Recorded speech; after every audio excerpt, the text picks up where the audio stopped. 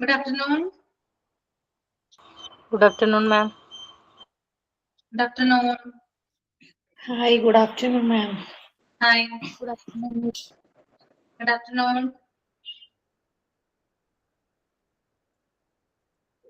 എല്ലാവരും ഫുഡ് കഴിച്ചോ? കഴിച്ചു. കഴിച്ചു. മാം കഴിച്ചോ? കഴിച്ചു.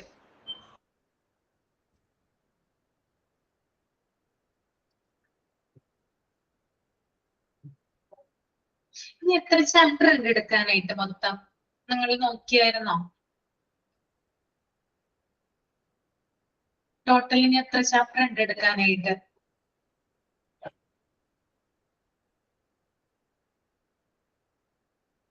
എന്റെ മാത്രമല്ല കേട്ടോ, മൊത്തത്തിലാണ് ഞാൻ ചോദിക്കുന്നത്. 6 ചാപ്റ്റർ ഉണ്ട്. 6 ചാപ്റ്റർ ഉണ്ട് അല്ലേ? ഓക്കെ. 6 ചാപ്റ്റർ ഉള്ളു അല്ലേ? ഇത് കൂടാതെയാണോ ഞാൻ ഈ എടുക്കുന്നത്? കൂടാതെയാണോ? ടീച്ചേഴ്സ് എടുക്കുന്നത് 6 ചാപ്റ്റേഴ്സ് അല്ലേ? എടുക്കുന്നത് കൂടാതെ, എല്ലാ ടീച്ചേഴ്സിന്റെയും എടുക്കുന്നത് കൂടാതെ 6 ചാപ്റ്റർ. 6 ചാപ്റ്റേഴ്സ് ഉണ്ട് അല്ലേ?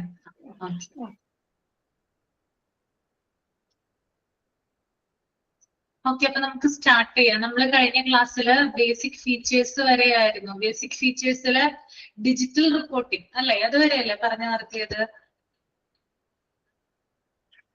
ഡിജിറ്റൽ റിപ്പോർട്ടിംഗ് അല്ലേ? യൂഷ്വലി യൂസിങ് വോയിസ് റെക്കഗ്നീഷൻ എന്ന് പറഞ്ഞിട്ട് ഓർമ്മയുണ്ടോ?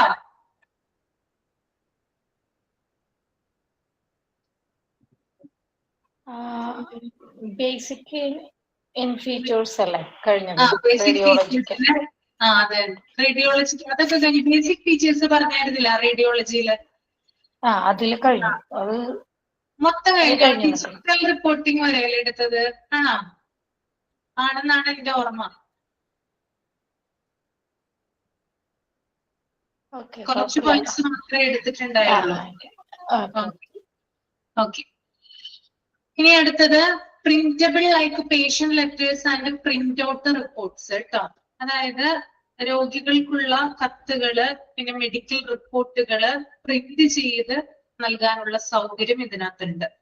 നമുക്കറിയാം, അതായത് നമുക്ക് കിട്ടുന്ന ഫിലിമുകള്, അതുപോലെ തന്നെ റിപ്പോർട്ടുകള്, അതൊക്കെ എങ്ങനെയാണ് നമുക്ക് ലഭിക്കുന്നത്? പ്രിന്റ് ചെയ്തിട്ടാണല്ലോ ലഭിക്കുന്നത്.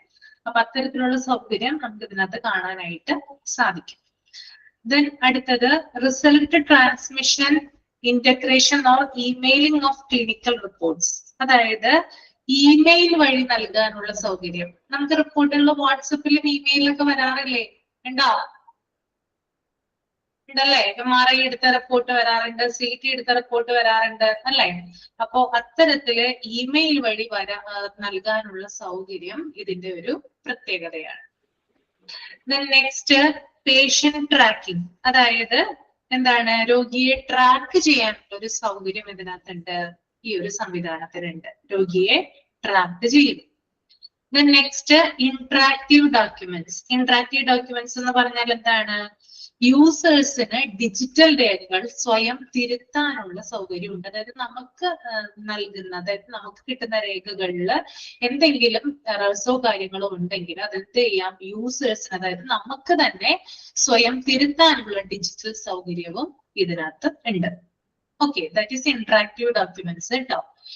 Then creation of technical files. Creation of technical files എന്ന് പറഞ്ഞാൽ എന്താ ഉദ്ദേശിക്കുന്നത്? അതായത് റേഡിയോളജിക്കൽ ഡോക്യുമെന്റ്സ് ക്രിയേറ്റ് ചെയ്യാനുള്ള ഒരു സംവിധാനം ഇതിനകത്തുണ്ട്. റേഡിയോളജിക്കൽ ഡോക്യുമെന്റ്സ് ക്രിയേറ്റ് ചെയ്യാൻ. Okay, next modality and material management. അതായത് ഉപകരണങ്ങൾ, അതായത് നമുക്കറിയാം റേഡിയോളജിക്കൽ ഡിപ്പാർട്ട്മെന്റിൽ യൂസ് ചെയ്യുന്ന ചില മെഷീനറീസ് ഉണ്ടല്ലോ, ഉപകരണങ്ങളുണ്ട്. ആ ഉപകരണങ്ങളുടെ നിയന്ത്രണവും അതിന്റെ മെയിൻ്റനൻസും നമുക്ക് ഇതുവഴി ചെയ്യാനായിട്ട് സാധിക്കും. Last one, consent management. രോഗിയുടെ സാക്ഷ്യപത്രം അല്ലെങ്കിൽ രോഗിയുടെ സമ്മതപത്രം ഡിജിറ്റൽ ഫോമിലാക്കി സൂക്ഷിക്കാനുള്ള സംവിധാനം ഈ ഒരു സോഫ്റ്റ്വെയറിനുണ്ട്. അപ്പൊ ഇത്രയുമാണ് ഇതിന്റെ ബേസിക് ഫീച്ചേഴ്സ് എന്ന് പറയുന്നത്. ഓക്കെ, ക്ലിയർ ആണല്ലോ? ഇത് ജസ്റ്റ് വായിച്ചു നോക്കിയാൽ മതി കേട്ടോ. അതത്ര പഠിക്കേണ്ട ആവശ്യമൊന്നുമില്ല, എന്താണെന്ന് അറിഞ്ഞിരുന്നാൽ മാത്രം മതി. ഓക്കെ, അടുത്തത് എടുത്തോട്ടെ ഞാൻ. Next one. Okay, next computerised physician order entry ആണ് കേട്ടോ. കമ്പ്യൂട്ടറൈസ്ഡ് ഫിസിഷ്യൻ ഓർഡർ എൻട്രി അതെന്താണ് നമുക്ക് നോക്കാം.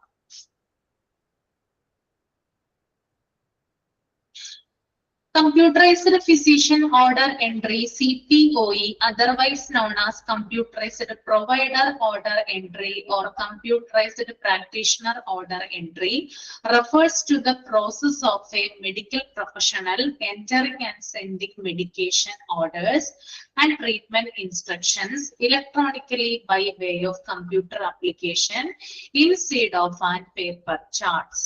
എന്താ ഉദ്ദേശിക്കുന്നേ? അതായത് ഡോക്ടർമാര് അല്ലെങ്കിൽ ഹെൽത്ത് കെയർ പ്രൊവൈഡേഴ്സ് രോഗികൾക്കായിട്ടുള്ള ചികിത്സാ നിർദ്ദേശങ്ങള്, ട്രീറ്റ്മെന്റ് ഇൻസ്ട്രക്ഷൻസ് കമ്പ്യൂട്ടർ സംവിധാനത്തിലൂടെ നേരിട്ട് നൽകുന്ന ഒരു ഇലക്ട്രോണിക് സംവിധാനത്തെയാണ് നമ്മൾ എന്ത് പറയുന്നത്? കമ്പ്യൂട്ടറൈസ്ഡ് ഫിസിഷ്യൻ ഓർഡർ എൻട്രി എന്ന് പറയുന്നത്. അതായത് നമ്മൾ ഡോക്ടേഴ്സിന്റെ ചേംബറിൽ ചെല്ലുമ്പോ ഡോക്ടേഴ്സ് ഒരു കസേരയിൽ ഇരിപ്പുണ്ടാവും അല്ലെ, കസേരയിൽ ഇരുന്നുകൊണ്ട് സിസ്റ്റത്തിലായിരിക്കും നോക്കുന്നത് അല്ലെ.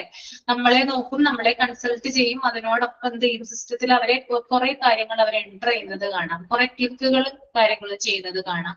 കണ്ടിട്ടുണ്ടോ ചെയ്യുന്നത്? നമ്മൾ കാണാറില്ലേ? യെസ്, കാണാറുണ്ട്. അപ്പോ ആരോഗ്യരംഗത്ത് ഡോക്ടേഴ്സിന് അല്ലെങ്കിൽ ഹെൽത്ത് കെയർ പ്രൊവൈഡേഴ്സിന് ചികിത്സാ നിർദ്ദേശങ്ങൾ, അതായത് രോഗിയുടെ ട്രീറ്റ്മെന്റുമായി ബന്ധപ്പെട്ടിട്ടുള്ള ഇൻസ്ട്രക്ഷൻസ് കമ്പ്യൂട്ടർ സംവിധാനത്തിലൂടെ നേരിട്ട് നൽകുന്ന ഇലക്ട്രോണിക് സംവിധാനത്തിന്റെ പേരാണെന്ത്? കമ്പ്യൂട്ടറൈസ്ഡ് ഫിസിഷ്യൻ ഓർഡർ എൻട്രി എന്ന് പറയുന്നത്. ഓക്കെ, അപ്പോ ഇതിനെ നമുക്ക് മറ്റൊരു പേര് കൂടി വിളിക്കാം. അതായത് കമ്പ്യൂട്ടറൈസ്ഡ് ഫിസിഷ്യൻ ഓർഡർ എൻട്രി എന്ന് വിളിക്കാം, കമ്പ്യൂട്ടറൈസ്ഡ് പ്രൊവൈഡർ ഓർഡർ എൻട്രി എന്ന് വിളിക്കാം, കമ്പ്യൂട്ടറൈസ്ഡ് പ്രാക്ടീഷണർ ഓർഡർ എൻട്രി എന്ന് നമുക്ക് എന്ത് ചെയ്യാം? ഇതിനെ വിളിക്കാവുന്നതാണ്. ഓക്കെ, അപ്പോ ഇതിന്റെ പ്രധാനപ്പെട്ട ഉപയോഗങ്ങൾ എന്ന് പറയുന്നത് മെഡിക്കേഷൻസ് നിർദ്ദേശിക്കുന്നതാണ്. നമുക്കറിയാം ഡോക്ടേഴ്സ് അവിടെ ഇരുന്ന് ഫയലിൽ എന്തെങ്കിലും എഴുതാറുണ്ട് ഇപ്പൊ ഡോക്ടർമാര്? സിസ്റ്റത്തിലല്ലേ എൻറ്റർ ചെയ്യുന്നേ? നമുക്ക് ഫയലുകളായിട്ട് തരാറുണ്ടോ? ഇല്ലല്ലോ അല്ലെ, സിസ്റ്റത്തിൽ എൻറ്റർ ചെയ്യോ അല്ലെ. അപ്പൊ മരുന്നുകളും മറ്റുമൊക്കെ എൻറ്റർ ചെയ്യുന്നത് സിസ്റ്റത്തിലാണ്. അത് ഈ ഒരു സംവിധാനം, ഈ ഒരു സോഫ്റ്റ്വെയർ ഉപയോഗിച്ചുകൊണ്ടാണ് കേട്ടോ ചെയ്യുന്നത്. അപ്പൊ മരുന്നുകൾ അല്ലെങ്കിൽ മെഡിക്കേഷൻസ് ഇതിലൂടെ നിർദ്ദേശിക്കുന്നു. പിന്നെ ലാബ് പരിശോധനകൾ എന്തെങ്കിലുമൊക്കെ ഉണ്ടെങ്കിൽ ഇതിലൂടെയാണ് എന്ത് ചെയ്യുന്നത്? ഡോക്ടേഴ്സ് അത് ലാബിലേക്ക് അയക്കുന്നത്. ഈ ഒരു സംവിധാനത്തിലൂടെ ലാബിലേക്ക് അയക്കുന്നു. അതുപോലെ തന്നെ മറ്റൊരു പ്രധാനപ്പെട്ട സവിശേഷത എന്ന് പറഞ്ഞാൽ ഇപ്പൊ റേഡിയോളജി ഡിപ്പാർട്ട്മെന്റിലൊക്കെ ആണെങ്കിൽ അവിടെയുള്ള പരിശോധനകൾ, ഇപ്പൊ എക്സ്റേ ആകട്ടെ, CT ആകട്ടെ, MRI ആകട്ടെ, അവിടെയുള്ള പരിശോധനകളൊക്കെ നിർദ്ദേശിക്കുന്നത് ഈ ഒരു സംവിധാനത്തിലൂടെയാണ്. പിന്നെ പ്രത്യേക ചികിത്സാ നടപടികൾ എന്തെങ്കിലും, പ്രത്യേക സർജിക്കൽ പ്രൊസീജിയേഴ്സോ അങ്ങനെ ഏതെങ്കിലും തരത്തിലുള്ള പ്രൊസീജിയേഴ്സോ കാര്യങ്ങളോ ഒക്കെ ഉണ്ടെങ്കിൽ അതിന് ഓർഡർ നൽകുന്നതും ഈ ഒരു സംവിധാനത്തിലൂടെയാണ്. പിന്നെ മറ്റ് മെഡിക്കൽ സേവനങ്ങളും ആവശ്യം ആകുന്ന തരത്തില് രോഗികൾക്ക് കിട്ടുന്നതും ഈ ഒരു സംവിധാനത്തിലൂടെയാണ്. അപ്പോ ഇതിന് പലതരത്തിലുള്ള ഗുണങ്ങളും ഉണ്ട്.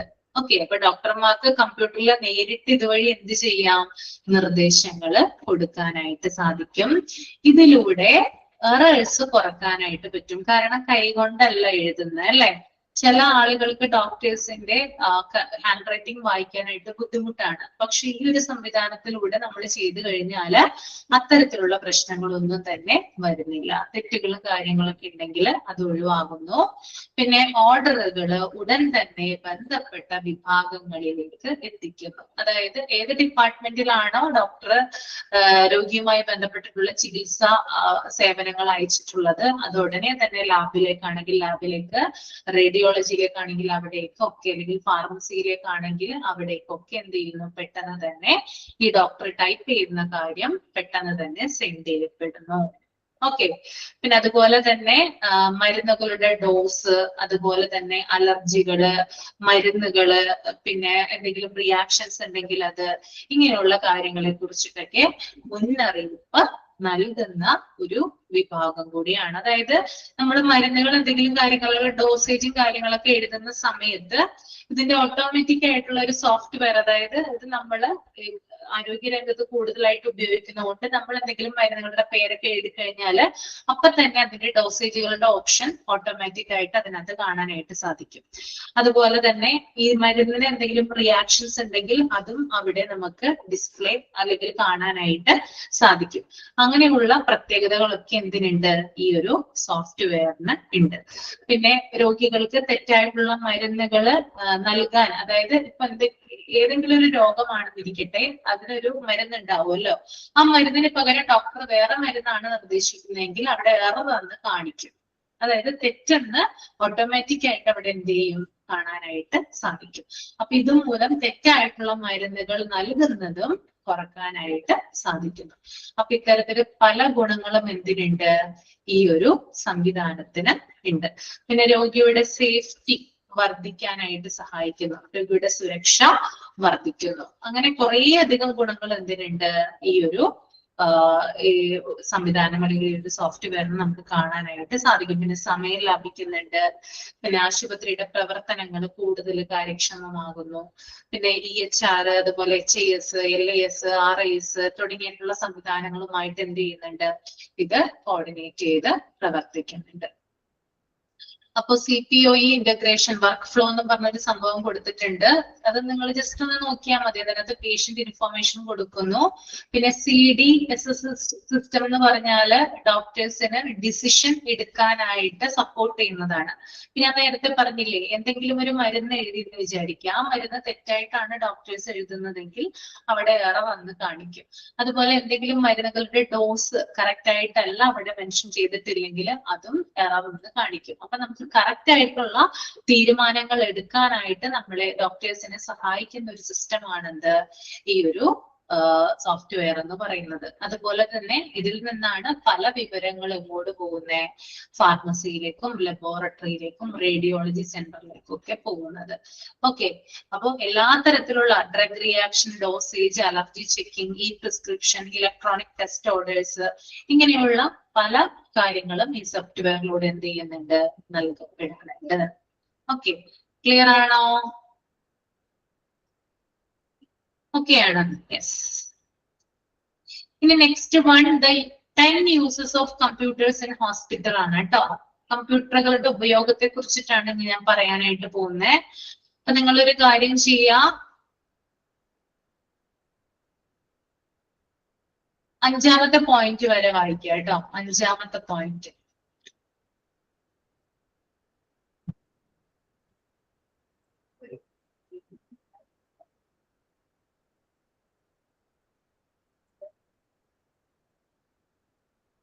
ആദ്യത്തെ 5 വായിക്കുക. പിന്നീട് ഒരു ഹെഡിങ് കൂടി കൊടുത്തിട്ടുണ്ട്. അത് ഉപയോഗങ്ങൾ തന്നെയാണ് കേട്ടോ, വെറുതെ ഹെഡിങ് ആയിട്ട് മാത്രം അവിടെ കൊടുത്തിട്ടുള്ളൂ. Uses of computer in hospital, രണ്ടും ഏകദേശം ആദ്യം പറഞ്ഞ കാര്യത്തിനോട് കണക്ട് ആയിട്ട് തന്നെ വരുന്ന പോയിന്റ്സ് ആണ്. പക്ഷെ അത് വേറെ ഇതായിട്ട് കൊടുത്തിട്ടുണ്ട്. 10 എണ്ണമാണ് മൊത്തം ഉള്ളത് കേട്ടോ. അപ്പൊ ആദ്യത്തെ 5 എണ്ണമാണ് ഞാൻ വായിക്കാനും പറഞ്ഞത്. അതൊന്ന് റീഡ് ചെയ്യാം.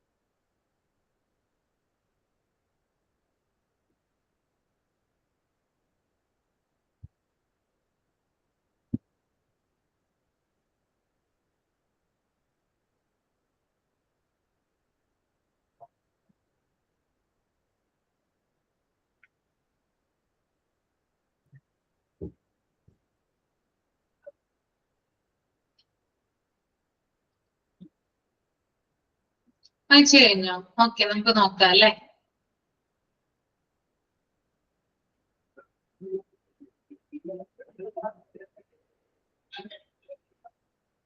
Okay, 10 uses of computers in hospital. First one, maintain patient information. പേഷ്യന്റിന്റെ ഇൻഫോർമേഷൻ മെയിൻറ്റെയിൻ ചെയ്യുന്നു. എങ്ങനെയാണ്? Patient information is kept organized, safe and readily available on a computer. In an emergency, medical staff need to access to patient records. There are lesser risk of data loss or mismatching while using a computer. Okay, അതായത് പേഷ്യന്റിന്റെ information എന്താ പറയാ നല്ല രീതിയിൽ സൂക്ഷിച്ച് organise ചെയ്ത് വെക്കുകയും അത് സുരക്ഷിതമാക്കുകയും അതുപോലെ തന്നെ പെട്ടെന്ന് മെഡിക്കൽ സ്റ്റാഫുകൾക്ക് പെട്ടെന്ന് ആക്സസ് ചെയ്യാൻ തക്ക രീതിയിൽ പേഷ്യന്റ് റെക്കോർഡ്സ് കെപ്റ്റ് ചെയ്യുന്നതും കമ്പ്യൂട്ടറുകളാണ്. അപ്പൊ കമ്പ്യൂട്ടറിന്റെ സഹായത്തോട് കൂടിയിട്ടാണ് പേഷ്യന്റിന്റെ റെക്കോർഡ്സ് എന്ത് ചെയ്യുന്നത്, ഇതില് ശേഖരിച്ച് വെക്കുന്നത്.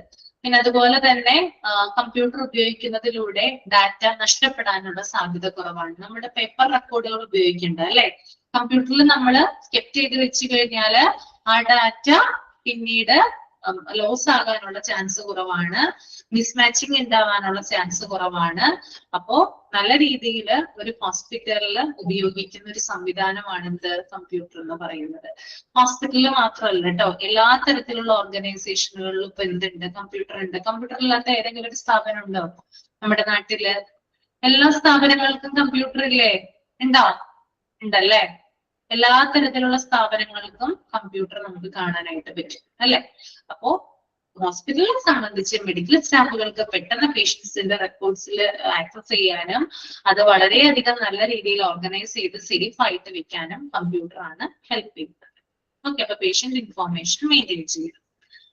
ഇനി രണ്ടാമത്തെ പോയിന്റ് എന്ന് പറയുന്നത് മോണിറ്റർ പേഷ്യൻസ് ആണ്. Hospitals now utilize computers to keep track of vital signs such as heart rate and blood pressure. Additionally, the computer monitoring system collects helpful patient data. It is possible to get back this data for future use in research or other purposes. അതുപോലെ തന്നെ hospitals എന്ത് ചെയ്യുന്നുണ്ട്, computers use ചെയ്യുന്നുണ്ട്. എന്തിനു വേണ്ടിയിട്ടാണ്? പേഷ്യൻസിന്റെ vital science track ചെയ്യാനായിട്ട് വേണ്ടിയിട്ട്.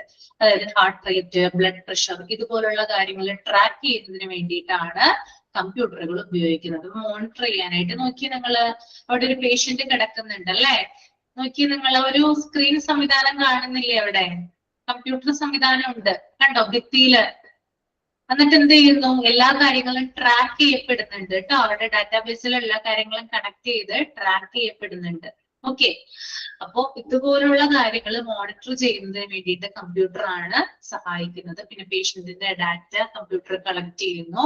പിന്നെ അതുപോലെ തന്നെ റിസർച്ച് പോലുള്ള ഗവേഷണങ്ങൾ പോലുള്ള കാര്യങ്ങൾക്ക് കമ്പ്യൂട്ടർ ആണ് യൂസ് ചെയ്യുന്നത്. ഇനി അതുപോലെ തന്നെ മെഡിക്കൽ റിസർച്ച് എന്താണെന്ന് നോക്കാം. മെഡിക്കൽ റിസർച്ച് എന്ന് പറഞ്ഞാൽ എന്താണ്? ഗവേഷണമാണ് കേട്ടോ.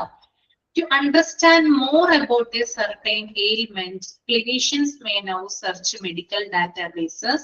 The capacity of medical staff to get and apply knowledge is being improved using computers in healthcare. അതായത് ഒരു രോഗത്തെ കുറിച്ച്, പ്രത്യേകതരം രോഗത്തെ കുറിച്ച് കൂടുതലായിട്ട് അറിയുന്നതിന് ക്ലിനീഷ്യൻസ് അതായത് പ്രാക്ടീഷണേഴ്സ് കൂടുതലായിട്ട് ഉപയോഗിക്കുന്നത് മെഡിക്കൽ ഡാറ്റാബേസ്, അതായത് കമ്പ്യൂട്ടറിലൂടെയാണ് കൂടുതൽ വിവരങ്ങൾ അവർ സെർച്ച് ചെയ്യുന്നത്. അതായത് കമ്പ്യൂട്ടർ വഴി അവരെന്ത് ചെയ്യുന്നു, ധാരാളം കാര്യങ്ങൾ സെർച്ച് ചെയ്യുന്നു. അതിലൂടെ ഒരു രോഗത്തെ കുറിച്ച് കൂടുതലായിട്ട് ഡീപ്പായിട്ട് അവർക്ക് അറിയാനായിട്ട് സാധിക്കുന്നു. അതുകൊണ്ട് തന്നെ മെഡിക്കൽ പ്രൊഫഷണൽസ് അല്ലെങ്കിൽ പ്രാക്ടീസിനെ സഹായിക്കുന്ന ഒന്നാണ് എന്ത്, കമ്പ്യൂട്ടർ എന്ന് പറയുന്നത്. അപ്പൊ ഗവേഷണങ്ങൾക്കും മറ്റൊക്കെ എന്ത് ഉപയോഗിക്കുന്നുണ്ട്, കമ്പ്യൂട്ടറുകൾ ഉപയോഗിക്കുന്നുണ്ട് കേട്ടോ. ഒരാൾ അവിടെ ഇരുന്ന് ചെയ്യുന്നത് കണ്ടോ, സ്ക്രീനില് പലതരത്തിലുള്ള റിസർച്ചുകളാണ് സ്ക്രീനിൽ കാണാനായിട്ട് സാധിക്കും കേട്ടോ. ലാബ് സംബന്ധമായിട്ടുള്ള കാര്യങ്ങളെല്ലാം വരുന്നുണ്ട് അവിടെ. ഓക്കെ, ഇപ്പൊ എന്തെങ്കിലും മരുന്ന് കണ്ടുപിടിക്കുന്നതിനോ അല്ലെങ്കിൽ ഒരു രോഗത്തെ കുറിച്ച് പ്രത്യേകം അറിയുന്നതിനോ ഒക്കെ വേണ്ടിയിട്ട് എന്ത് ചെയ്യുന്നുണ്ട്, കമ്പ്യൂട്ടർ യൂസ് ചെയ്യുന്നുണ്ട്. നെക്സ്റ്റ് വൺ ഇൻവെന്ററി ആണ് കേട്ടോ. Knowing what medications are on hands is very necessary for a patient's therapy. The rehabilitation process might be slowed down if a doctor prescribes a medication that is not in stock. Thus, it is important to keep an inventory list up to date. In the meanwhile, inventory control is decisive for hospitals and medical facilities. Therefore, inventory managers can trace stock levels through to computers. അതുപോലെ തന്നെ മറ്റൊരു പ്രധാനപ്പെട്ട കാര്യമാണ് ഇൻവെന്ററിയുമായി ബന്ധപ്പെട്ടിട്ടുള്ള കാര്യം. അതായത് നമ്മൾക്കറിയാം ആശുപത്രിയിലെ പേഷ്യന്റിന്റെ ചികിത്സയുമായി ബന്ധപ്പെട്ടിട്ട് മെഡിക്കേഷൻസ് എന്ന് പറയുന്നത് വളരെ വളരെ ഇമ്പോർട്ടന്റ് ആയിട്ടുള്ള ഒരു കാര്യമാണ്. മെഡിക്കേഷൻസ് സ്റ്റോക്ക് ഔട്ട് ചെയ്യപ്പെട്ടു പോയി കഴിഞ്ഞാൽ റീഹാബിലിറ്റേഷൻ പ്രോസസ്സ്, അതായത് ട്രീറ്റ്മെന്റിന്റെ പ്രോസസ്സ് തന്നെ അവതാളത്തിലാവും അല്ലെങ്കിൽ സ്ലോ ഡൗൺ ആകുന്ന കാഴ്ചയാണ് നമുക്ക് കാണാനായിട്ട് സാധിക്കുക. അതുകൊണ്ട് തന്നെ ഇൻവെന്ററി ലിസ്റ്റ് കീപ്പ് ചെയ്യാന്നുള്ളത് വളരെ ഇമ്പോർട്ടന്റ് ആയിട്ടുള്ള ഒരു കാര്യമാണ്. അതായത് ആശുപത്രിയിലെ മരുന്നുകളുമായി ബന്ധപ്പെട്ടിട്ടുള്ള കാര്യങ്ങൾ, അതിന്റെ ലിസ്റ്റ്, ദാറ്റ് ഈസ് ഇൻവെന്ററി ട്ടോ, ഇങ്ങനെയുള്ള കാര്യങ്ങൾ സൂക്ഷിക്കുക, അത് കമ്പ്യൂട്ടറിൽ സ്റ്റോർ ചെയ്യുക എന്ന് പറയുന്നത് വളരെ പ്രധാനപ്പെട്ട ഒരു കാര്യമാണ്. അപ്പൊ ഹോസ്പിറ്റലുകളിലും അതുപോലെ തന്നെ മെഡിക്കൽ ഫെസിലിറ്റീസിലും ഇപ്പോൾ വ്യാപകമായിട്ട് ഉപയോഗിക്കുന്ന ഒന്നാണ് ഇൻവെന്ററി കൺട്രോൾ എന്ന് പറയുന്നത്. ഇൻവെന്ററി മാനേജേഴ്സ് ആണ് എന്ത് ചെയ്യുന്നത്, സ്റ്റോക്ക് ലെവലുകൾ ചെക്ക് ചെയ്യുന്നത്. അതായത് ഓരോ ആശുപത്രിയിലും എത്ര തരം മരുന്നുകളാണ് ഇപ്പൊ നിലവിൽ സ്റ്റോക്ക് ചെയ്തിട്ടുള്ളത്, ഏതൊക്കെ മരുന്നുകളുടെ സ്റ്റോക്കുകളാണ് തീർന്നിട്ടുള്ളത്, ഇങ്ങനെ എല്ലാത്തരം കാര്യങ്ങളും ഇൻവെന്ററി ലിസ്റ്റിലാണ് എന്ത് ചെയ്യുന്നത്, കെപ്റ്റ് ചെയ്യുന്നത്. അത് ഇൻവെന്ററി മാനേജേഴ്സ് ആണ് എന്ത് ചെയ്യുന്നത്, ചെക്ക് ചെയ്യുന്നത്. അപ്പൊ അവർക്ക് കമ്പ്യൂട്ടർ ഉപയോഗിച്ച് അവരുടെ ജോലി, ഇപ്പൊ ഓരോ ദിവസവും അവര് ജോലി സ്റ്റാർട്ട് ചെയ്യുന്നതിന് നേരം, അതായത് സ്റ്റാർട്ട് ചെയ്യുന്ന സമയം അവർ ആദ്യം ചെക്ക് ചെയ്യുന്നത് ആ ഹോസ്പിറ്റലിന്റെ അല്ലെങ്കിൽ ആ ഒരു ഫാർമസിയിലെ ഇൻവെന്ററി ലിസ്റ്റ് ആണ്. അതായത് എത്ര മരുന്നുകളുണ്ട്, ഏതൊക്കെയാണ് സ്റ്റോക്ക് ഔട്ട് ചെയ്തിട്ടുള്ളത്, ഏതൊക്കെയാണ് എമർജൻസി മെഡിസിൻ, ഇങ്ങനെയുള്ള കാര്യങ്ങളൊക്കെ എന്ത് ചെയ്യാറുണ്ട്, ഇവർ നോക്കാറുണ്ട്. അപ്പൊ അതെന്തിന്റെ സഹായത്തോടു കൂടിയാണ് നോക്കുന്നത്, കമ്പ്യൂട്ടറിന്റെ സഹായത്തോടു കൂടിയിട്ടാണ് അത് നോക്കുന്നത്. ഓക്കെ, ക്ലിയർ ആണോ inventory? Okay. The next one, use in surgical procedures ആണ് ട്ടോ. Computers can perform multi-faceted tasks with the accuracy, so the use of computers in operating rooms can save lives. For completing complicated treatments, surgeons depend on computers. അതായത് കമ്പ്യൂട്ടറിൽ എന്ത് ചെയ്യുന്നുണ്ട്, പലതരത്തിലുള്ള ജോലികൾ ചെയ്യുന്നുണ്ട്. അത് കാരണം എന്ന് വെച്ചാൽ അതിന്റെ കൃത്യത, ആക്യുറസിയാണ്. അതായത് മറ്റൊന്നിനും ഇല്ലാത്തൊരു പ്രത്യേകതയാണ് ഇത് ആക്യുറസി എന്ന് പറയുന്നത്. കമ്പ്യൂട്ടറുകൾക്കാണ് അത് ഏറ്റവും കൂടുതലായിട്ടുള്ളത്, അല്ലെ, വ്യക്തതയുണ്ട് അല്ലെ. അതുകൊണ്ട് തന്നെ ഓപ്പറേഷൻ റൂമുകളിൽ കൂടുതലായിട്ട് ഉപയോഗിക്കുന്നത്, മനുഷ്യജീവൻ രക്ഷിക്കുന്നതിന് വേണ്ടിയിട്ട് ഓപ്പറേഷൻ റൂമുകളിൽ ഉപയോഗിക്കുന്ന ഒന്നാണ് കമ്പ്യൂട്ടർ എന്ന് പറയുന്നത്. പല കോംപ്ലിക്കേറ്റഡ് ആയിട്ടുള്ള ട്രീറ്റ്മെന്റ്സ് കംപ്ലീറ്റ് ചെയ്യാനും സർജൻസ് കമ്പ്യൂട്ടറിനെയാണ് ഡിപ്പെൻഡ് ചെയ്യുന്നത്. സർജറി ചെയ്യുന്ന സമയത്ത് കമ്പ്യൂട്ടറിന്റെ സഹായത്തോടെയല്ലേ നമ്മൾ കാണുന്നത് ഓരോ കാര്യങ്ങളും, ആണല്ലേ? സർജറി, അതായത് ഇന്റേണൽ പാർട്ട്, സർജറി പാർട്ട് നമ്മൾ കാണണം, ഇവിടെ എന്തൊക്കെയാണ് സംഭവിക്കുന്നത്, എന്തൊക്കെയാണ് കാണുന്നത്, വ്യക്തമായിട്ട് കാണാനായിട്ട് സാധിക്കും അല്ലെ. അപ്പൊ കൂടുതൽ എളുപ്പമാണ് സർജൻസിന് സർജറി ചെയ്യുന്നതിന് വേണ്ടിയിട്ട്. അപ്പൊ അതിന് വേണ്ടിയിട്ട് സർജിക്കൽ പ്രൊസീജിയേഴ്സിന് എന്ത് ഉപയോഗിക്കുന്നുണ്ട്, കമ്പ്യൂട്ടറുകൾ വ്യാപകമായിട്ട് യൂസ് ചെയ്യുന്നുണ്ട്. ഓക്കെ, ഇനി താഴെയുള്ള കാര്യങ്ങൾ നിങ്ങൾ വായിച്ചോളൂ കേട്ടോ. Use of computer in A hospital, ബാക്കിയുള്ള പോയിന്റ്സ് ഒന്ന് വായിക്കൂ. ഓൺലൈൻ പേയ്മെന്റ് വരെ വായിച്ചോളൂ കേട്ടോ, അത് കഴിഞ്ഞിട്ട് ഞാൻ പറഞ്ഞു തരാം.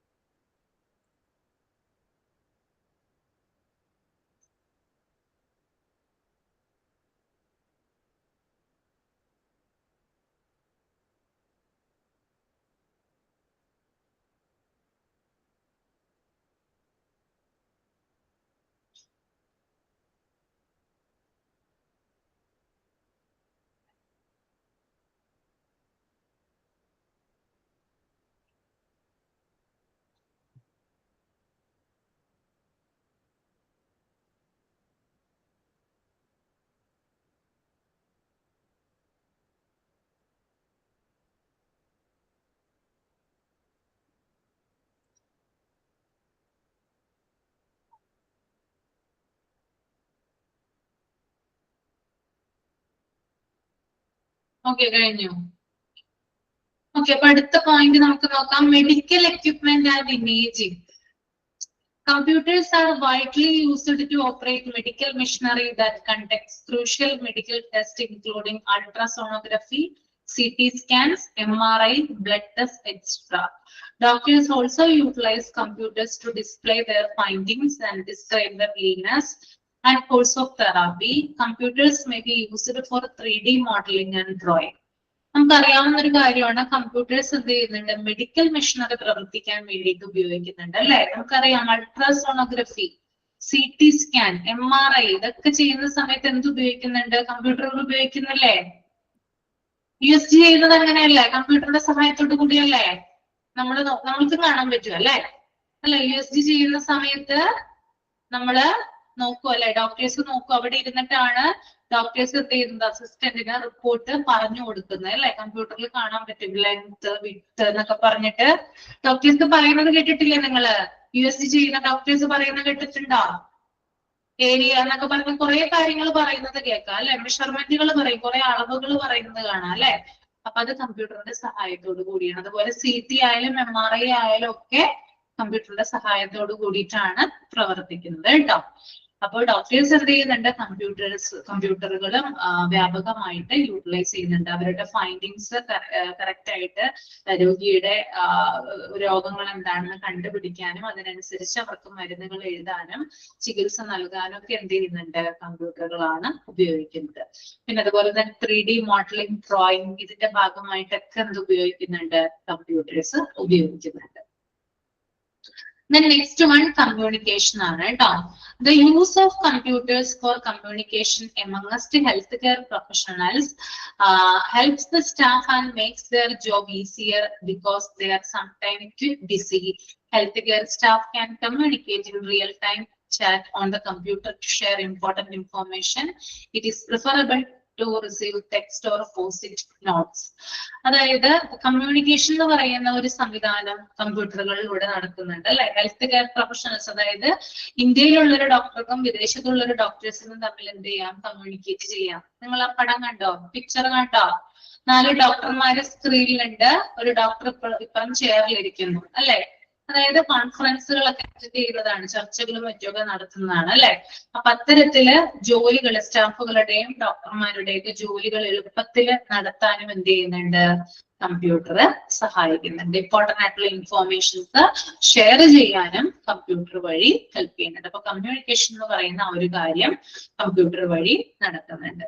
ഓക്കെ, ഇനി അടുത്തത് ടെലിമെഡിസിൻ ആണ് കേട്ടോ. The act of treating patients remotely while neither the patients nor the practitioner is present physically is considered to be telemedicine.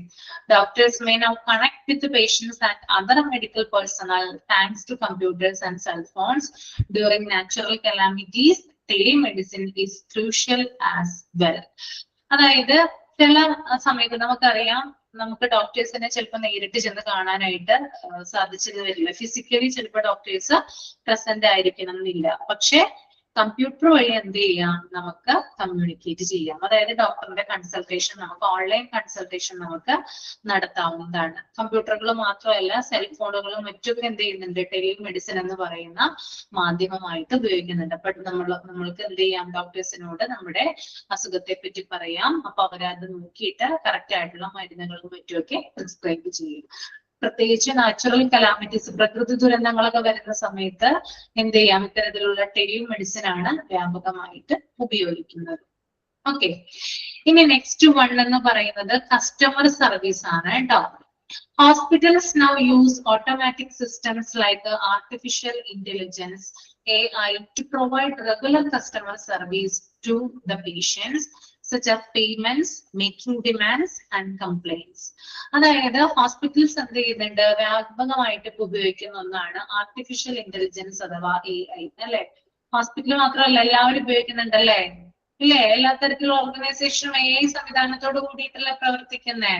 അപ്പൊ കസ്റ്റമർ സർവീസ് കൊടുക്കുന്നതിന് വേണ്ടിയിട്ട് ഇപ്പൊ പേയ്മെന്റുകള്, അതുപോലെ തന്നെ കംപ്ലൈന്റുകൾ അതൊക്കെ റിസീവ് ചെയ്യുന്നതിന് വേണ്ടിയിട്ട് ഓട്ടോമാറ്റിക് ആർട്ടിഫിഷ്യൽ ഇന്റലിജൻസ് ആണ് കൂടുതലായിട്ട് യൂസ് ചെയ്യുന്നത്. അപ്പോ അതിനും എന്ത് ചെയ്യുന്നുണ്ട്, കമ്പ്യൂട്ടേഴ്സ് സഹായിക്കുന്നുണ്ട് കേട്ടോ. ഇനി നെക്സ്റ്റ് വൺ എന്ന് പറയുന്നത് ഓൺലൈൻ പേയ്മെന്റ് ആണ്. എന്താണ് ഓൺലൈൻ പേയ്മെന്റ്?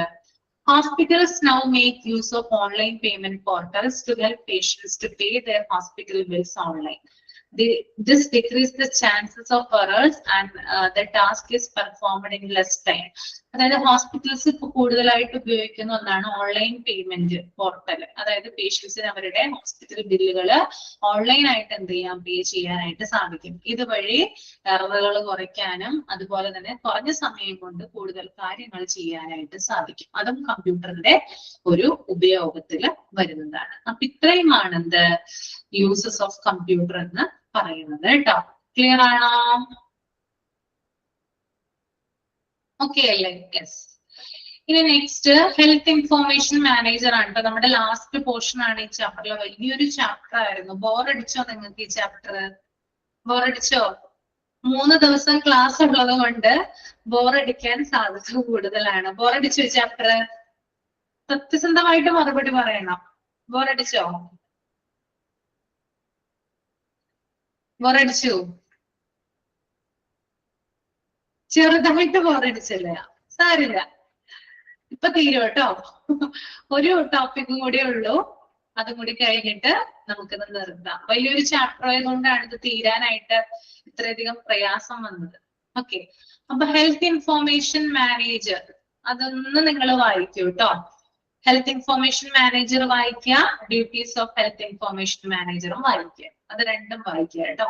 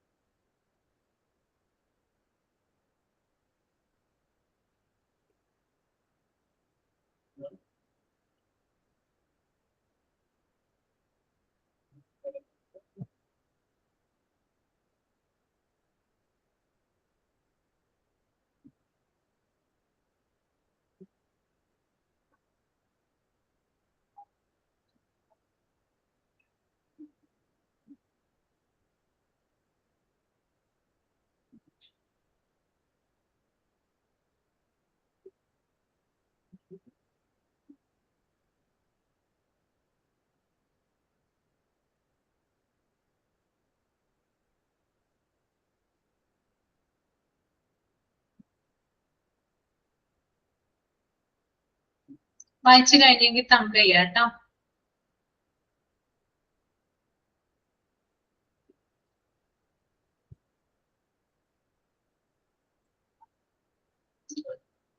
ഓക്കെ, അപ്പൊ നമുക്ക് നോക്കാം. ഹെൽത്ത് ഇൻഫോർമേഷൻ മാനേജർ അഥവാ HIM.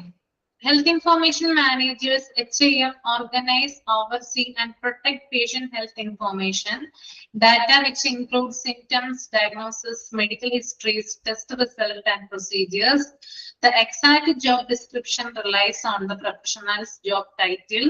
However, there are some daily tasks that most health information managers do. അതായത് ഹെൽത്ത് ഇൻഫോർമേഷൻ മാനേജർ എന്ന് പറയുന്നത് രോഗിയുടെ ലക്ഷണങ്ങൾ, സിംറ്റംസ്, അതുപോലെ തന്നെ പ്രധാനപ്പെട്ട ഡയഗ്നോസിസുകള്, മെഡിക്കൽ ഹിസ്റ്ററീസ്, ടെസ്റ്റ് റിസൾട്ടുകള്, പ്രൊസീജിയേഴ്സ് എന്നിവ അടങ്ങിയിട്ടുള്ള ഹെൽത്ത് ഇൻഫോർമേഷൻ ഡാറ്റ സൂക്ഷിക്കുന്ന അല്ലെങ്കിൽ പ്രൊട്ടക്ട് ചെയ്യുന്ന അല്ലെങ്കിൽ ഓർഗനൈസ് ചെയ്യുന്ന ഒരു ഉദ്യോഗസ്ഥനാണ്. ഓക്കെ, അപ്പോ രോഗിയുടെ medical history, symptoms, diagnosis, test result, procedures എന്നിവ അടങ്ങിയിട്ടുള്ള മെഡിക്കൽ ഡാറ്റ ഓർഗനൈസ് ചെയ്യുന്നതും പ്രൊട്ടക്ട് ചെയ്യുന്നതും അത് സേഫ് ആക്കുന്നതും ആരാണ്? ഹെൽത്ത് ഇൻഫോർമേഷൻ മാനേജർ ആണ്. പിന്നെ അദ്ദേഹത്തിന്റെ ജോലി എന്ന് പറയുന്നത് ചിലപ്പോ പറയപ്പെടുന്നത് പോലെ, അതായത് മുകളിൽ കൊടുത്ത ആ ജോലി മാത്രമായാലും ഉണ്ടാവുക, അതിലും ആ ടൈറ്റിലിനോട് സിമിലർ ആയിട്ടുള്ള ജോലികളല്ല, അതിലും കൂടുതൽ ജോലികൾ ഉണ്ടാകാനുള്ള സാധ്യത കൂടുതലാണ്. പക്ഷെ എന്നിരുന്നാലും അദ്ദേഹത്തിന്റെ ഡെയിലി ടാസ്കുകൾ താഴെ കൊടുത്തിട്ടുണ്ട്. അപ്പൊ എന്തൊക്കെയാണ് അദ്ദേഹത്തിന്റെ ഡെയിലി ടാസ്കുകൾ എന്ന് നമുക്ക് നോക്കാം. Duties of health information manager. First one, establish health information systems and processes to ensure the complete and accurate documentation of medical records. എന്താ ഉദ്ദേശിക്കുന്നത്? അതായത് ആരോഗ്യ വിവര സംവിധാനങ്ങൾ സ്ഥാപിക്കുകയും അത് നിയന്ത്രിക്കുകയും ചെയ്യുക. അതായത് മെഡിക്കൽ റെക്കോർഡുകള് പൂർണ്ണമായിട്ടും, അതായത് കൃത്യവുമായിട്ട്, അതായത് കംപ്ലീറ്റ് ആയിട്ട് അല്ലെങ്കിൽ ഒരു ആക്യുറസി അല്ലെങ്കിൽ കൃത്യതയോടെ നല്ല രീതിയിൽ രേഖപ്പെടുത്തുന്നതിനുള്ള സംവിധാനങ്ങൾ വികസിപ്പിക്കേണ്ടത് ആരാണ്? ഹെൽത്ത് ഇൻഫോർമേഷൻ മാനേജറാണ്. അപ്പൊ മെഡിക്കൽ റെക്കോർഡുകള് അത് കംപ്ലീറ്റ് ആക്കുക, അതുപോലെ തന്നെ കൃത്യമായിട്ടുള്ള രീതിയിൽ അത് ഡെവലപ്പ് ചെയ്യേണ്ട ഉത്തരവാദിത്തം ഈ ഒരു ഹെൽത്ത് ഇൻഫോർമേഷൻ മാനേജർക്കാണ് ഉള്ളത്. രണ്ടാമത്തെ പോയിന്റ് എന്ന് പറയുന്നത് work with various medical staff including nurses and doctors to enhance the quality and accuracy of patient information. അതുപോലെ തന്നെ മെഡിക്കൽ സ്റ്റാഫുമായി സഹകരിച്ച് പ്രവർത്തിക്കുക. ഇപ്പൊ ഡോക്ടർമാര്, നഴ്സുമാര്, മറ്റ് ആരോഗ്യ പ്രവർത്തകര് എന്നിവരുമായി ചേർന്ന് രോഗ്യവിവരങ്ങളുടെ ഗുണനിലവാരം, അതിന്റെ കൃത്യത എന്നിവ ഉറപ്പുവരുത്തേണ്ടത് ആരാണ്? അതും ഹെൽത്ത് ഇൻഫോർമേഷൻ മാനേജറാണ്. മൂന്നാമത്തേത് code or collaborate with coders to ensure secure and bug free system for controlling health information. അതായത് ഹെൽത്ത് ഇൻഫോർമേഷൻ ഡാറ്റാസ് ഇവിടെ സുരക്ഷ ഉറപ്പാക്കുക. അതായത് ഹെൽത്ത് ഇൻഫോർമേഷൻ സുരക്ഷിതമായിട്ട് കൈകാര്യം ചെയ്യുന്നതിനുള്ള കോഡിംഗ്, സോഫ്റ്റ്വെയർ സംവിധാനങ്ങൾ എന്നിവയുടെ പ്രവർത്തനത്തില് പങ്കാളികളാകുക എന്നുള്ളതാണ് മറ്റൊരു പ്രത്യേകത. ഓക്കെ, അപ്പൊ കോഡൊക്കെ വികസിപ്പിക്കുന്നതിൽ എന്ത് ചെയ്യുക? ഇൻവോൾവ് ആവുക. നാലാമത്തേത് make regular audits to ensure the health information department techniques and process complete with the guidelines as well as federal and state laws. അതായത് സ്ഥിരമായിട്ടുള്ള ഓഡിറ്റുകൾ നടത്തുക. അതായത് ഹെൽത്ത് ഇൻഫോർമേഷൻ വിഭാഗത്തിന്റെ പ്രവർത്തനങ്ങള് നിയമങ്ങളും മാർഗനിർദ്ദേശങ്ങളും പാലിക്കുന്നുണ്ടോ, കറക്റ്റ് ആയിട്ടാണോ, അതിനകത്ത് ഡാറ്റാസ് നിയമങ്ങൾക്കനുസരിച്ചിട്ടാണോ സൂക്ഷിക്കുന്നത് എന്നിങ്ങനെയുള്ള കാര്യങ്ങൾ സൂക്ഷിക്കേണ്ടത് ഹെൽത്ത് ഇൻഫോർമേഷൻ മാനേജറാണ്. Then അഞ്ചാമത്തെ point, cooperate with the complaints officers that regularly track audits and denials from third-party auditors and insurance companies and find trends in the data. പിന്നെ കംപ്ലൈൻസ് ഓഫീസർമാരുമായിട്ട് സഹകരിച്ച് പ്രവർത്തിക്കുക. അതായത് ഇൻഷുറൻസ് കമ്പനികളുടെയും ഓഡിറ്റർമാരുടെയും റിപ്പോർട്ടുകൾ പരിശോധിക്കുകയും ഡാറ്റയിലെ പുതിയ പുതിയ പ്രവണതകൾ കണ്ടെത്തുകയും ചെയ്യുക. ഓക്കെ, the last point, ആറാമത്തെ പോയിന്റ് ആണ് organize and analyze health information for better utilization process improvement, preparing reports and research purposes, These are some jobs carried out by health information managers. Relying on the specific subfield we end up in, we may have more specialized duties. അതായത് ആരോഗ്യ വിവരങ്ങൾ കൃത്യമായിട്ട് arrange ചെയ്യുകയും അത് evaluate ചെയ്യുകയും ചെയ്യുക. For example report തയ്യാറാക്കുക, പിന്നെ റിസർച്ച് ആവശ്യങ്ങൾ ആയിട്ടുള്ള ഡാറ്റ പ്രിപ്പയർ ചെയ്യുക, പിന്നെ സേവനങ്ങൾ അതായത് സർവീസ് മെച്ചപ്പെടുത്തുന്നതുമായി ബന്ധപ്പെട്ടിട്ടുള്ള വിവരങ്ങൾ കണ്ടെത്തുക, പിന്നെ ആരോഗ്യ വിവരങ്ങൾ അതായത് ഹെൽത്ത് ഇൻഫോർമേഷനുമായി ബന്ധപ്പെട്ട മികച്ച ഉപയോഗങ്ങൾ ഉറപ്പാക്കുക. ഇത്രയൊക്കെയാണ് ഹെൽത്ത് ഇൻഫോർമേഷൻ മാനേജറുടെ ഡ്യൂട്ടി എന്ന് പറയുന്നത്.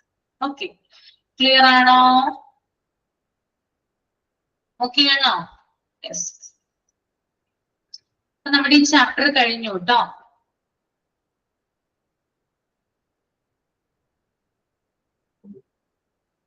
ഓക്കെ, ഇനി നമുക്ക് അടുത്ത ചാപ്റ്ററിലേക്ക് പോകാം. റെഡിയാണോ? അടുത്ത ചാപ്റ്റർ നിങ്ങൾക്ക് ഇൻട്രസ്റ്റിംഗ് ആയിട്ടുള്ള ചാപ്റ്റർ ആണ്. ഏതായിരിക്കും? നിങ്ങൾക്ക് അറിയാവുന്ന ചാപ്റ്ററാ, മൊഡ്യൂൾ 4 നിങ്ങൾക്ക് ഏറ്റവും ഫെമിലിയർ ആയിട്ടുള്ള ഒരു ചാപ്റ്റർ ഉണ്ടാവുമല്ലോ ഇതിനകത്ത്. ഏതായിരിക്കും? പറയൂ.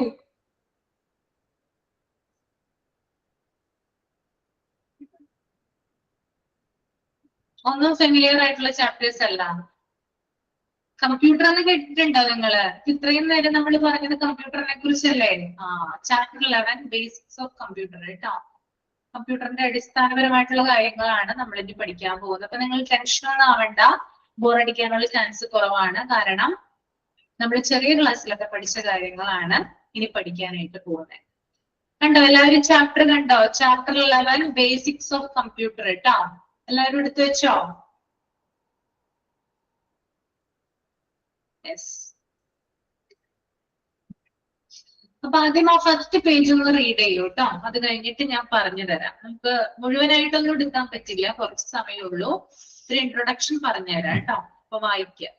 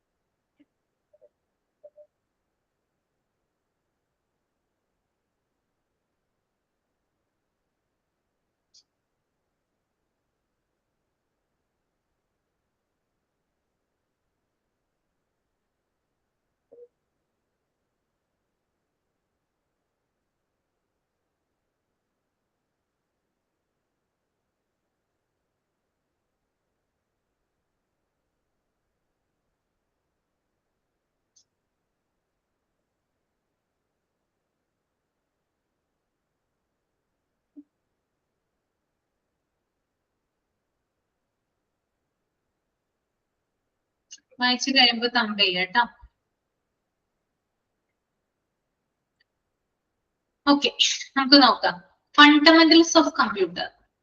Computers are electronic equipment that process and store digital data that consist of hardware and software components that work together to carry out various tasks.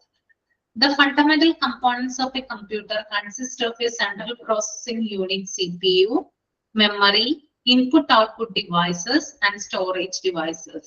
The CPU is said to be the brain of the computer, responsible for carrying out instructions and performing calculations.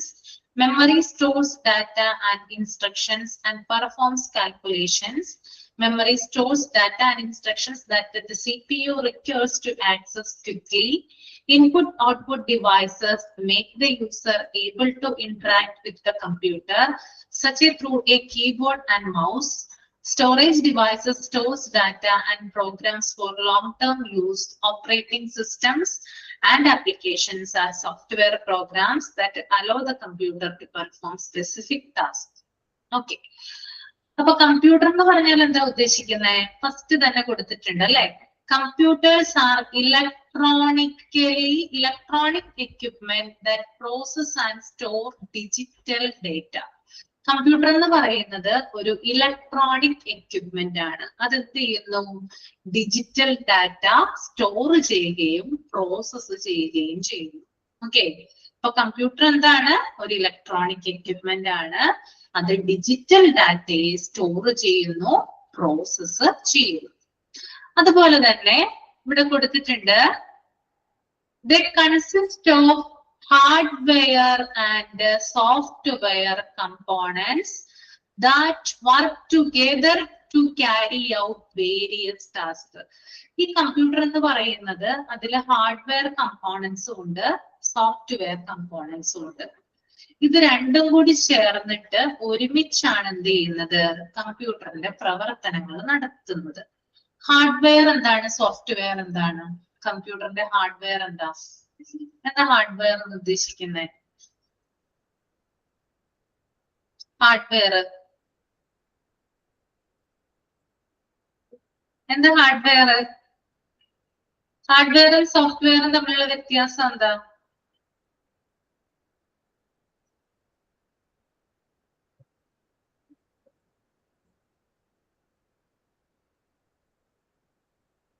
കമ്പ്യൂട്ടറിന് കുറെ പാർട്ടുകളില്ലേ? കുറെ parts ഇല്ലേ? Parts ഉണ്ടോ? ഉണ്ട്. കമ്പ്യൂട്ടറിന്റെ parts ആണ് hardware അല്ലെ? ആ, hardware എന്ന് പറഞ്ഞാൽ എന്താ ഉദ്ദേശിക്കുന്നത്? വി ക്യാൻ ടച്ച്, നമുക്ക് തൊട്ട് നോക്കാൻ പറ്റും. തൊട്ട് നോക്കാൻ പറ്റുന്ന കമ്പ്യൂട്ടറിന്റെ പാർട്ടുകളെ നമുക്ക്, ടച്ച് ചെയ്യാൻ പറ്റുന്ന കമ്പ്യൂട്ടറിന്റെ പാർട്ടുകളെ നമുക്ക് ഹാർഡ്വെയർ എന്ന് വിളിക്കാം. അപ്പൊ സോഫ്റ്റ്വെയർ എന്തായിരിക്കും? We cannot touch. നമുക്ക് ടച്ച് ചെയ്യാൻ പറ്റും സോഫ്റ്റ്വെയർ? കമ്പ്യൂട്ടറിനകത്തുള്ള ധാരാളം പ്രോഗ്രാമുകളും ആപ്ലിക്കേഷനുകളുമാണ് എന്ത്? സോഫ്റ്റ്വെയർ എന്ന് പറയുന്നത്. ഓക്കെ, അപ്പോ ഹാർഡ്വെയറുകളും ഉണ്ട്, സോഫ്റ്റ്വെയറുകളും ഉണ്ട് കമ്പ്യൂട്ടറുകളിൽ അല്ലെ. ഇത് രണ്ടും കൂടി ഒരുമിച്ച് ചേർന്നിട്ടാണ്, അതായത് ഹാർഡ്വെയർ കമ്പോണൻസും സോഫ്റ്റ്വെയർ കമ്പോണൻസും ഒരുമിച്ച് ചേർന്നിട്ടാണ് ധാരാളം വർക്കുകൾ അല്ലെങ്കിൽ വേരിയസ് ആയിട്ടുള്ള ടാസ്കുകൾ കമ്പ്യൂട്ടറിൽ നടക്കുന്നത്. ക്ലിയർ ആണോ പറഞ്ഞത്? ഹാർഡ്വെയർ എന്ന് പറഞ്ഞാല് we can touch, but software എന്ന് പറഞ്ഞാൽ എന്താണ്? V cannot touch. ടച്ച് ചെയ്യാനായിട്ട് സാധിക്കില്ല. ഓക്കെ, ബാക്കി ഭാഗം ഞാൻ നാളെ എടുക്കാം. ഞാൻ മൈക്ക് ഓൺ ആണെന്ന് തോന്നുന്നു. എന്തെങ്കിലും ഡൗട്ട് ഉണ്ടെങ്കിൽ ചോദിച്ചോളൂ കേട്ടോ. ഇപ്പൊ കഴിഞ്ഞ ചാപ്റ്റർ ഒക്കെ എടുത്തല്ലോ, അപ്പൊ നമ്മൾ കംപ്ലീറ്റ് ചെയ്ത ചാപ്റ്ററിൽ എന്തെങ്കിലുമൊക്കെ ഡൗട്ട്സ് ഉണ്ടെങ്കിൽ നിങ്ങൾക്ക് ചോദിക്കാം.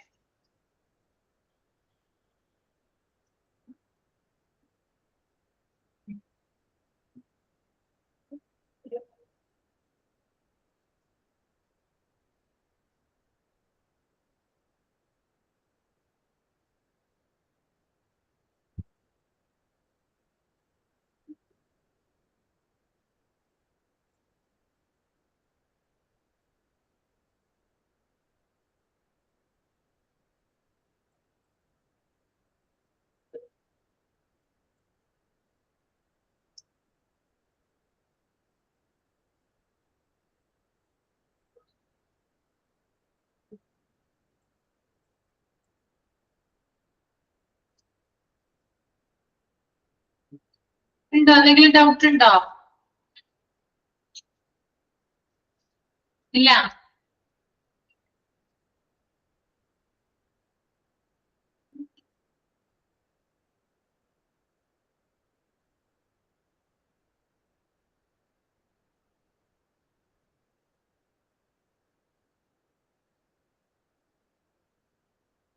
അപ്പൊ നമുക്ക് വൈൻഡപ്പ് ചെയ്യാം എന്നാ. വൈൻഡപ്പ് ചെയ്യാം. ഡൗട്ട് ഒന്നും ഇല്ലല്ലോ. ഓക്കെ. അപ്പൊ എടുത്ത ഭാഗങ്ങള് എല്ലാവരും തന്നെ വായിച്ചു നോക്കുക കേട്ടോ. ഓക്കെ. നമുക്കിനി നാളെ കാണാം. കമ്പ്യൂട്ടറുമായി ബന്ധപ്പെട്ടിട്ടുള്ള കാര്യങ്ങൾ നാളെ പറയാം. Okay. Okay, bye. Thank you. Thank you ma'am. Thank U.